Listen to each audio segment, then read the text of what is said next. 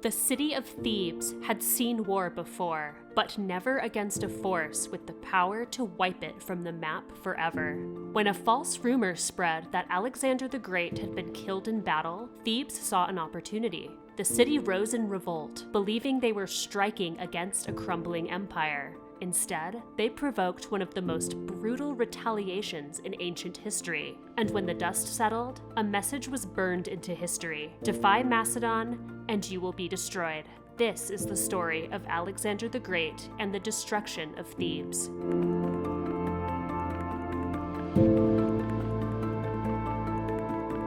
Smoke rose over Thebes, thick and suffocating. The city's streets, once full of life, were now littered with the fallen. Walls that had stood for centuries lay crumbled, and those who had resisted Alexander the Great were either dead or in chains. Thebes was gone, but how had it come to this? Thebes had long stood as a symbol of Greek resistance. It was a city that had shaped the balance of power in Greece, yet its destruction, though seemingly sudden, was not just about one battle. It was part of a larger struggle for dominance. To understand why Thebes met such a brutal fate at the hands of Alexander, we must go back to a turning point in history: the death of a king and the rise of his formidable heir.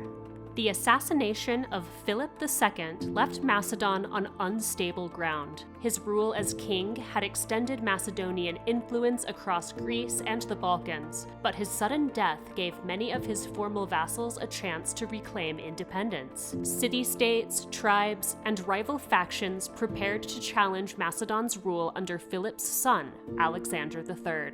Philip's military plans had already been set in motion before his death. A large force had been dispatched to Anatolia under the command of his most experienced generals, leaving Macedon stretched thin.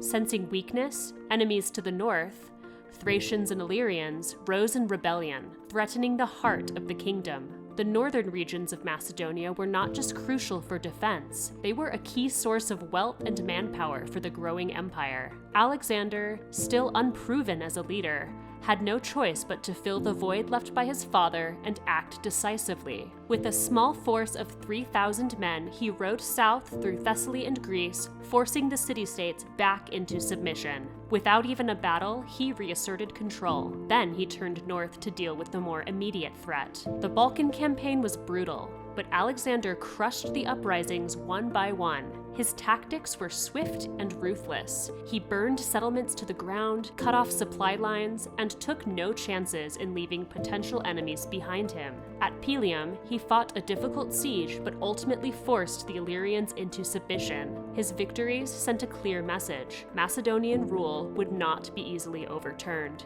To further solidify his control, Alexander reorganized local governance in the north, replacing rebellious leaders with loyalists who would ensure Macedon's continued dominance. He reinforced his borders, constructing new fortifications along key mountain passes to prevent future uprisings. He also secured alliances with previously hostile tribes, offering them favorable terms in exchange for their loyalty. With the north secured, Alexander could finally turn his attention south.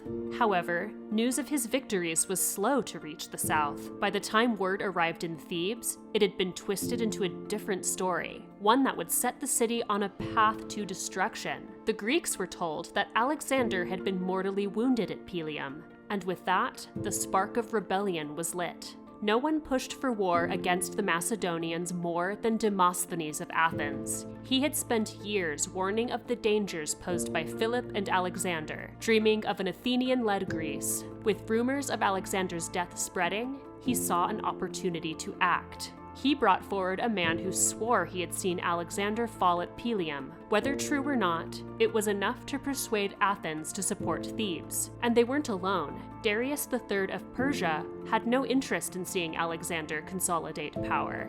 He funneled gold into Greece, paying any city-state willing to resist Macedonian rule. Theban exiles, still bitter over their city's submission, seized this chance. With Persian money and Athenian support, they returned to lead an uprising against the Macedonian garrison. Demosthenes did not merely act as an orator. He put Persian gold to use as well. Instead of hoarding it for his own gain, he ensured weapons and armor were delivered to Thebes. His political maneuvering extended beyond Athens, as he convinced skeptical allies that resisting Macedon was still possible. Despite his efforts, the alliances remained fragile. Athens and Thebes had been rivals in the past, and Persian support was opportunistic rather than ideological.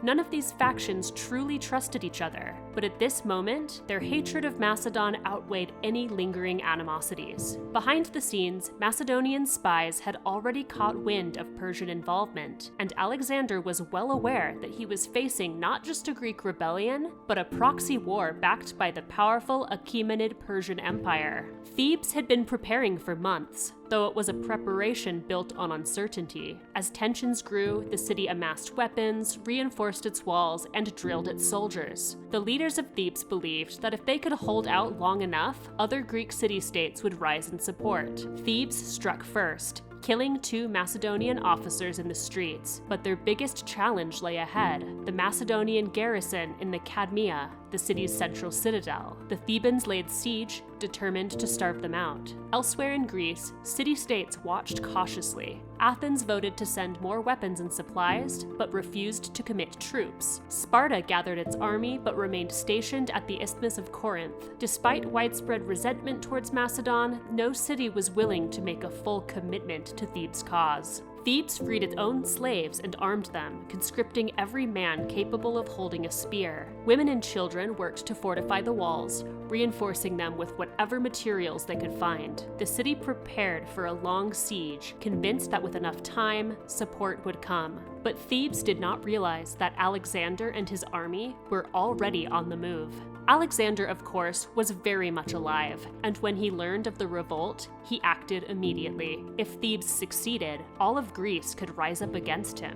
Their rebellion had to be crushed before it could spread. Alexander and his entire army moved at an astonishing speed. Covering over 300 miles in less than 2 weeks, they arrived at the gates of Thebes before the city even knew they were coming. The Thebans assumed it was only a small force led by the Macedonian general Antipater, but when they realized the truth, it was too late. The same Greek city-states that had once considered rebellion now turned their backs on Thebes. One by one, they abandoned the hopeless cause, and the Thebans stood alone. The city burned.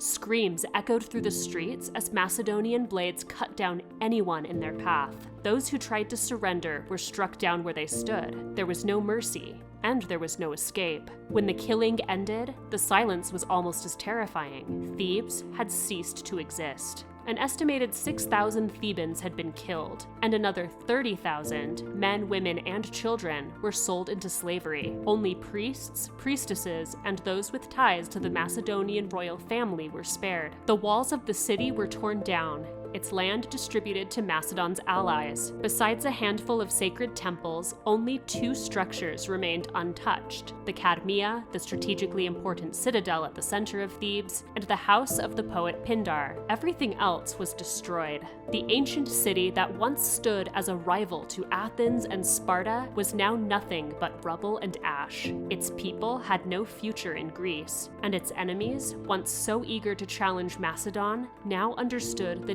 devastating cost of defiance. Across the Greek world, city-states that had wavered now pledged their loyalty to Alexander, some out of pragmatism, others out of fear, choosing submission over annihilation. For Alexander the Great, Thebes was only the beginning. Its destruction was a powerful warning to Greece, to Persia, and to the entire ancient world. He would not stop here. The armies of Macedon would march beyond Greece, beyond the Aegean, and into the heart of the Persian Empire. The destruction of Thebes was not just the end of a city, it was the first step toward a new empire.